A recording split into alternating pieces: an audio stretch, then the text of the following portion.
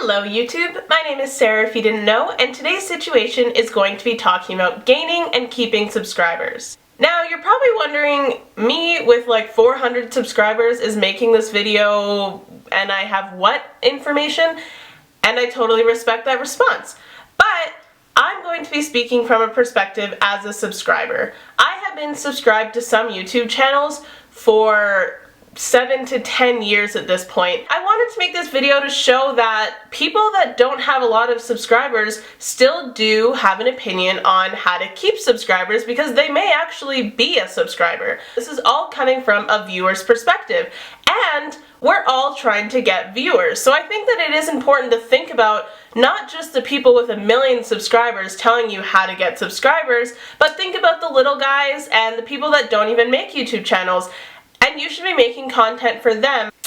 Obviously, this is all from my own perspective. I do not speak for anybody but myself. I only know about what I know and what I like, so take this all with a grain of salt.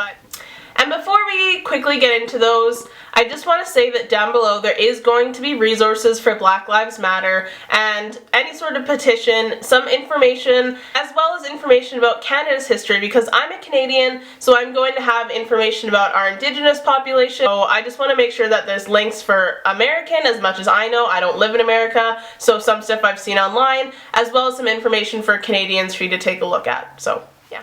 Now I'm going to get into how I personally feel as a viewer and what I think helps you gain and keep subscribers.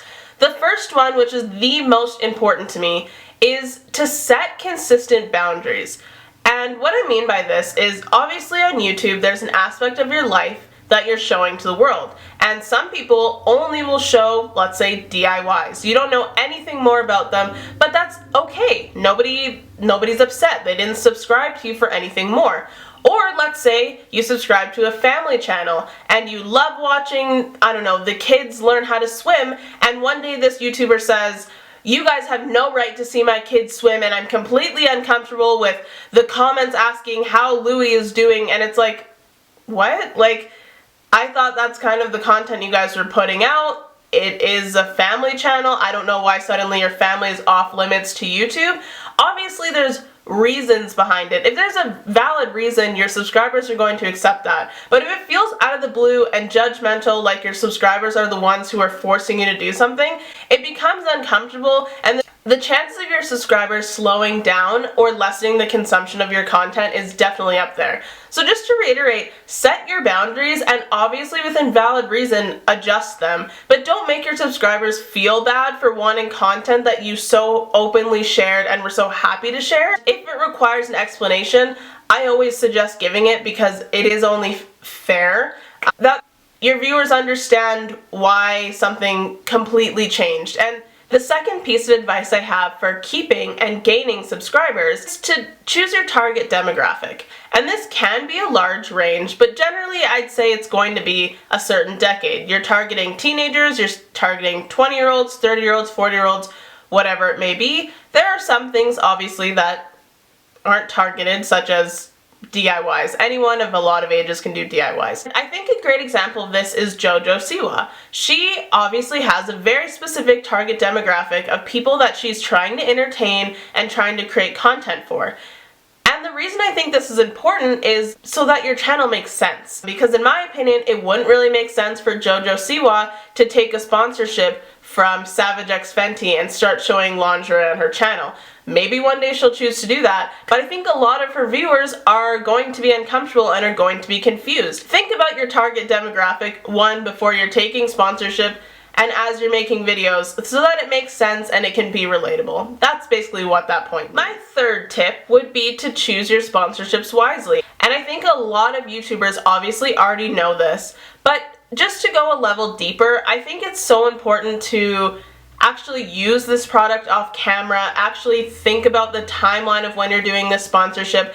And as a viewer, I 100% encourage sponsorships. I honestly do, because I know that they're giving me free content and I don't have the ability to pay for it all the time. If last week you did a skincare routine totally non-sponsored by Neutrogena, but this week you're doing a sponsorship with Clean and Clear, it doesn't make sense, and it's very clear that it's just for money, and that makes viewers pretty uncomfortable, because We totally get that you need to pay bills, but also you have to keep in mind that your viewers trust you a lot, especially when it comes to sponsorship. So the fourth piece of advice I have, this one again is like pretty common knowledge, but as a viewer and as a subscriber to a lot of other people, I really believe in engaging with your audience the best that you can, because you can continue to say, thank you for watching my videos, so glad that you've come back. If you've never engaged with comments under your YouTube, you've never engaged in posts on Instagram, or you've never liked or followed a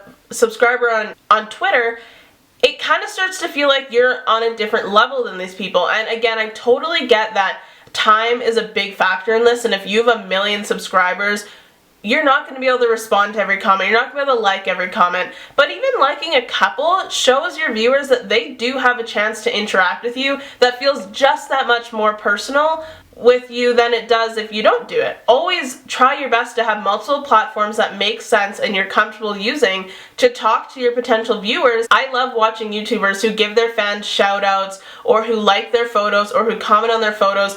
Adeline Morin has a shout out for her merch. Sometimes I'm not comfortable with how much she pushes her merch, but at the same time I see that it is a type of engagement. People like the clothing, they post it, and they know that there's a chance they'll get special engagement with Adeline, which I think is awesome, and I think that it continues that connection that people have with her, and that's what we're really looking for, is connection. My fifth piece of advice is to understand the businesses before you go into them.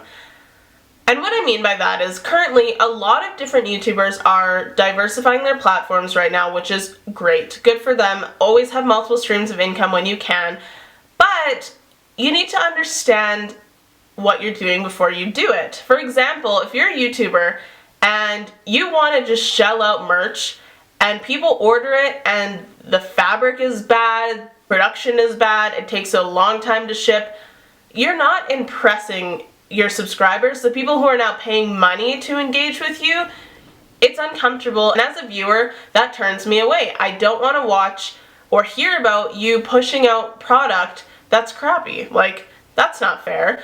As well as another one is a lot of YouTubers are making podcasts right now, which is great. Again, move to another platform, get different viewers, diversify your content. But if your podcast doesn't add anything, and what you're saying in your vlogs is exactly what's on your podcast, or you're not kind of showing more of a perspective of yourself, or you're not creating different content, then why are you asking your subscribers to go to another platform to hear the same stuff? It's kind of